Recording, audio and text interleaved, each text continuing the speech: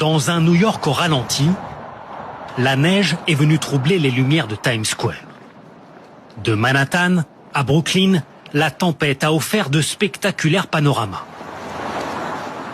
mais tendu un piège aux automobilistes imprudents. Venu à leur secours, le nouveau maire de la ville, expert en déblaiement et surtout en communication.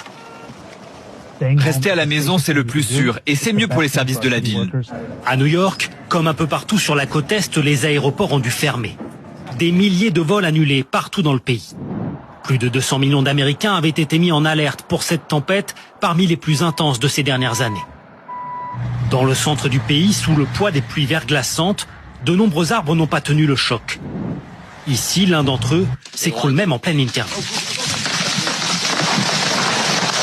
Pas de blessés, mais une belle frayeur. Toutes les 10 minutes, il y a une grosse branche qui tombe. Le givre a paralysé de nombreuses lignes électriques et privé de courant 1 million de foyers américains. Lorsque nous entrons dans Washington ce matin, la capitale a des airs de ville fantôme. C'est l'heure de pointe.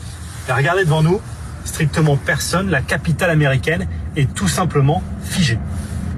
15 à 20 cm de neige et des habitants lancés dans une course contre la montre pour dégager leur véhicule. Attends, tu vas pas y arriver. Recule, tu vas abîmer ton pare-choc. Déneiger est impératif, comme pour cette franco-américaine qui ne tient pas à rester bloquée durant plusieurs jours. Ça pue tellement que si on dégage pas toutes les quelques heures, je vais en avoir je sais pas combien de centimètres et ça va être encore plus difficile de le faire. Dans la région, les écoles et les administrations vont rester fermées 2 jours au moins.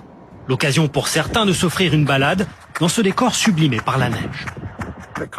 Profiter du calme après la tempête. Avec cette vue, c'est fantastique. Si la neige s'est arrêtée, place désormais à une alerte grand froid qui va concerner près de 80 millions d'Américains. Preuve de ce froid intense, le Potomac, la rivière qui traverse Washington et dont la surface a été figée par la glace. Ici, les températures ne devraient pas repasser dans le positif avant le début de la semaine prochaine.